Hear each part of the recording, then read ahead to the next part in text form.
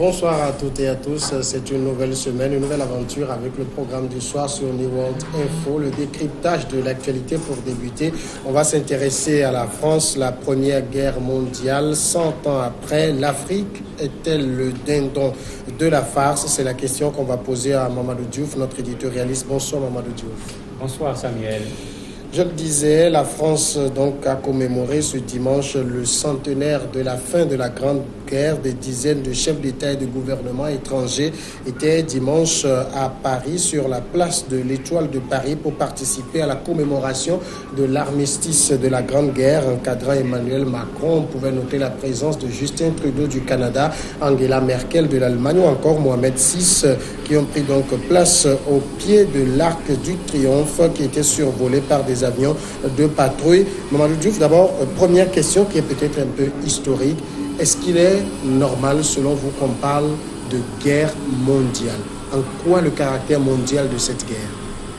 En fait, quand on regarde les deux grandes guerres, la première comme la seconde, il y a une très grosse discussion des historiens sur ce caractère mondial, parce que quand on prend mondial dans le sens le plus simple, ça veut dire que tous les pays du monde sont en train de participer à la guerre. Ce qui n'était bien sûr pas la réalité en tant que telle.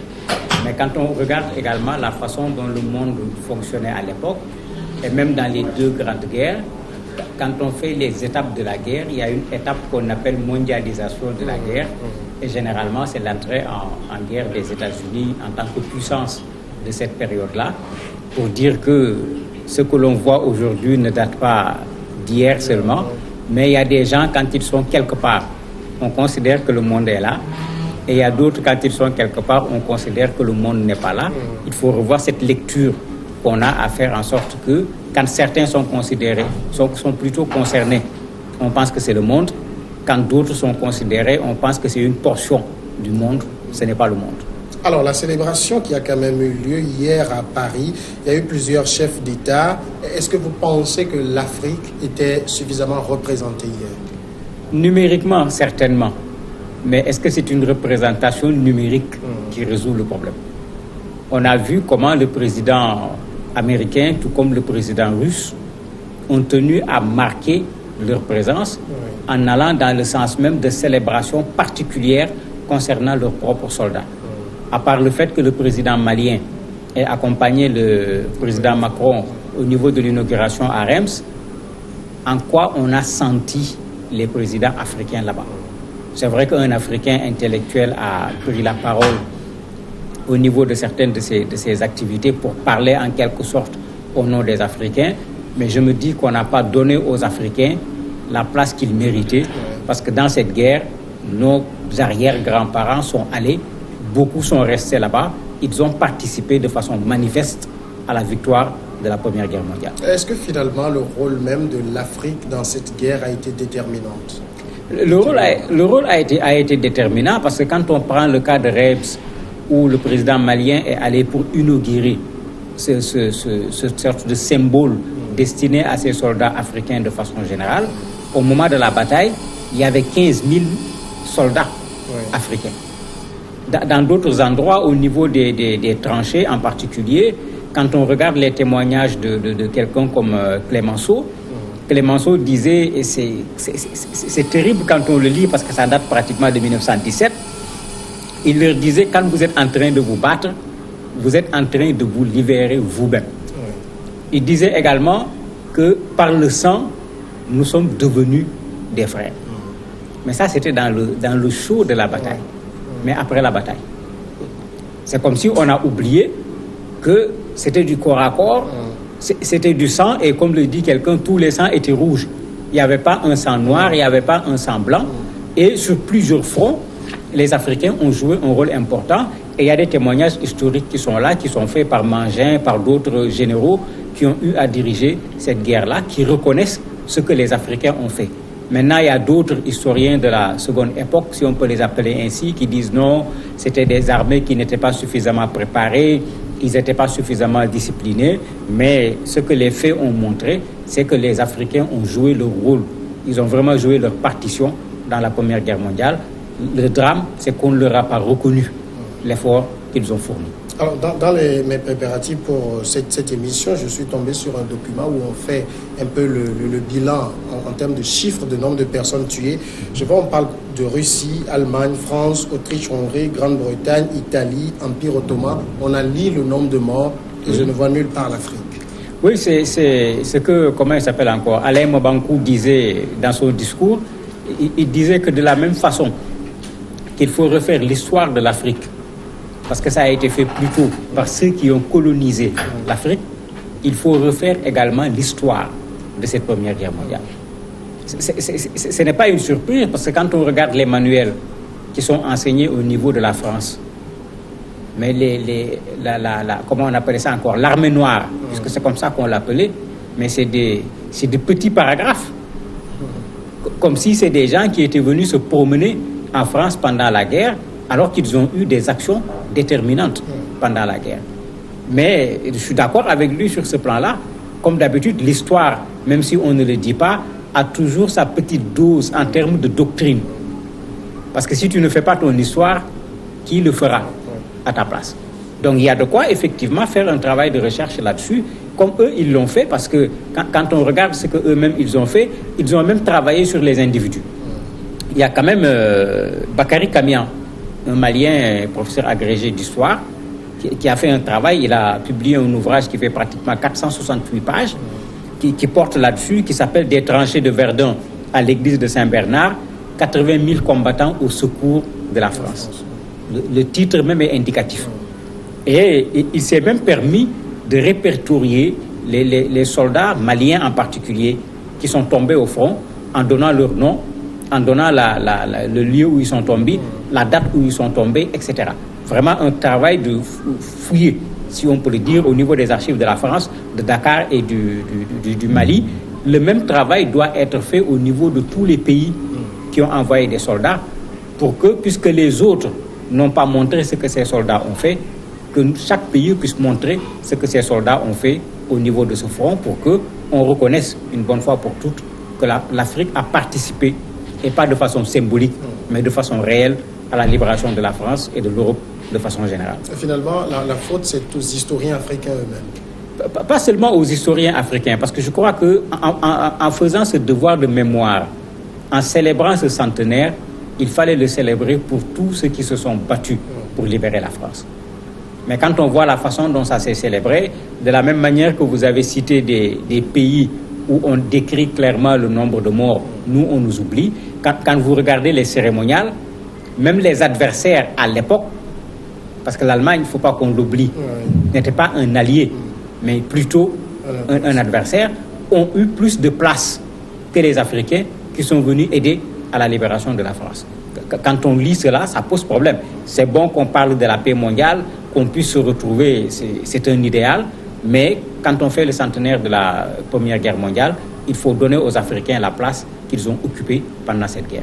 Alors, le paradoxe, c'est que sur le continent africain, il n'y a quasiment pas eu de célébration.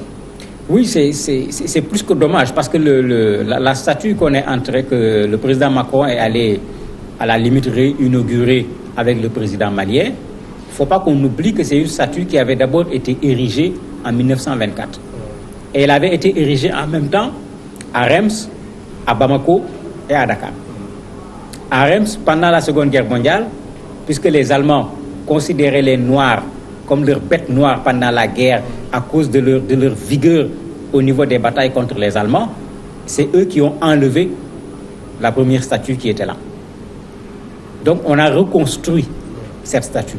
Mais malheureusement, les Africains, effectivement, n'ont pas véritablement célébré cela. Et c'est vraiment dommage parce que c'était à nous de rendre hommage, comme le dit Bakary Kamian dont je parlais, à ses grands-pères pour le travail qu'ils ont fait. Pas seulement pour la France, mais pour le principe, c'est-à-dire pour la liberté. Alors qu'aujourd'hui, malheureusement, nous continuons notre combat pour la liberté parce que nos pays ne sont pas encore libres.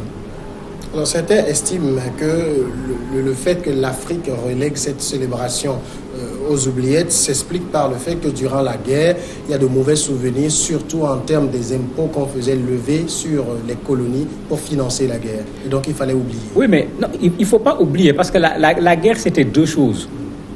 C'était des soldats qui se sont engagés de façon volontaire mais c'était des personnes également qu'on a obligées à aller à la guerre. Parce qu'on oublie souvent cela. En parlant des engagés volontaires, tout le monde n'était pas engagé volontaire. Parfois, on est venu dire dans des villages, le village doit donner tel nombre d'hommes. Et c'était donné par la force, ce n'était pas donné avec la volonté. Ce que vous avez dit également, la réquisition a existé. À un certain moment, la France ne fonctionnant plus, il y avait des problèmes pour pouvoir nourrir les soldats. On est venu dans certains pays réquisitionner le riz, dans d'autres, on a réquisitionné le carburant, dans d'autres, on a réquisitionné d'autres denrées pour pouvoir nourrir les soldats qui étaient au front. Mais tout ça, c'est un prix que l'Afrique a payé pour une guerre qui n'était pas sa propre guerre. Mais il faut qu'on reconnaisse ce prix. Et Bakary Kamian, dans le dernier chapitre de son livre, il parle d'une dette de sang qu'on a oubliée. C'est-à-dire on n'a pas rendu à l'Afrique ce que l'Afrique a donné pour cette première guerre mondiale, et il le développe de façon formidable en montrant comment la contribution de l'Afrique a été importante et comment les Africains eux-mêmes n'ont pas valorisé cette contribution et comment la France en particulier n'a pas été suffisamment reconnaissante par rapport à ces Africains. Et après cette guerre, est-ce que vous ne pensez pas par exemple que nos grands-parents qui sont allés se battre ont été payés en monnaie de singe? Mais plus que payés en monnaie de singe, puisque dès la fin de la guerre, quand il a fallu payer les indemnités, on a commencé à refaire la différence entre qui est français et qui est africain. En prétextant que non, quand on les paye en francs français, s'ils retournent dans leur pays, la quantité d'argent va être importante parce que les devises vont être transformées en CFA. Sur le front, on n'avait pas dit qui est français, on n'avait pas dit qui est africain. Ça ne s'arrête pas là. Si on nous avait payé en vraie devise même, et que la Seconde Guerre mondiale vienne, que les gens repartent, que les gens reviennent, on se rappelle de Thiaroye 44, on a tiré sur des tirailleurs sénégalais qui sont allés se battre pour la France et qui n'ont fait que réclamer leur dû parce qu'on tardait à les payer. On a tiré sur eux comme sur des lapins. Où est la reconnaissance? La nationalité offerte par le président François Hollande aux anciens combattants de la Seconde Guerre mondiale, les gens l'ont réclamé depuis fort longtemps. On l'a obtenu au dernier moment, de sorte que quand on donnait la nationalité, qui était là parmi ces anciens combattants pour pouvoir en profiter? Ça dépasse même payé par la monnaie de singe.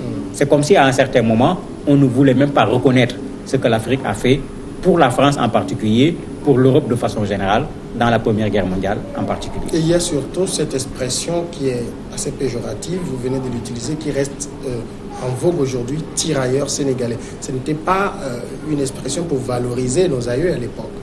Bien sûr, mais il faut faire la différence parce que la création des régiments des tirailleurs est antérieure à la guerre.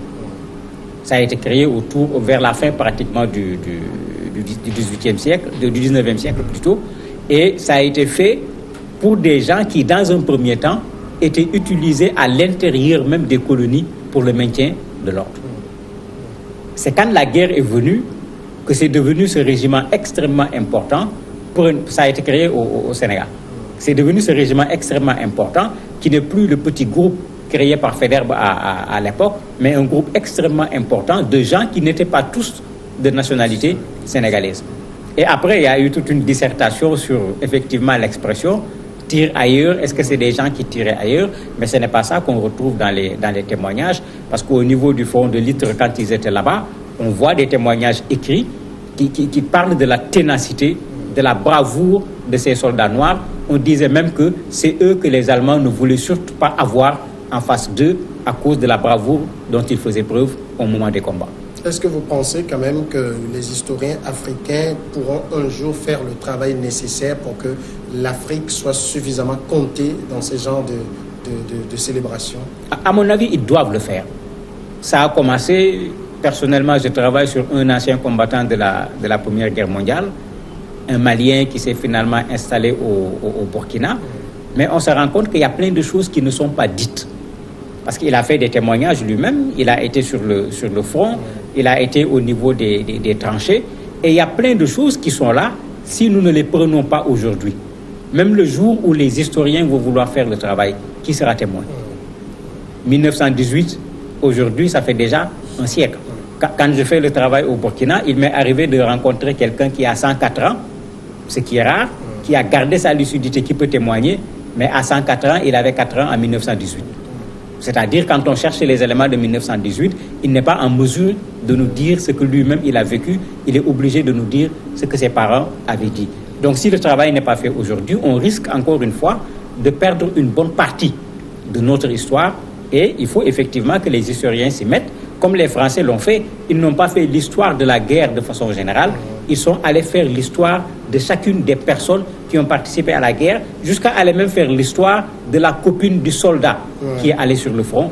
On a du travail effectivement à faire sur ce plan-là. Et finalement, ça justifie peut-être ce proverbe qui dit « Tant que les lions n'auront pas leur propre conteur, les histoires de chasse tourneront à la gloire du chasseur. » Mais bien sûr, puisqu'on dit toujours le chasseur qui a tué le lion, mais le lion qui a tué le chasseur, qui en parle?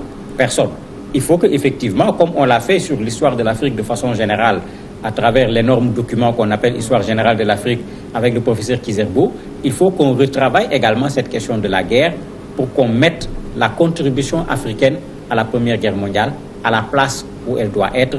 Et ce n'est pas ce que l'on voit à travers une bonne partie des écrits qui sont disponibles aujourd'hui. Mamadou Diouf, merci d'avoir répondu à nos questions. C'est moi qui vous remercie. On va observer un moment de pause et après on reçoit l'invité de ce soir.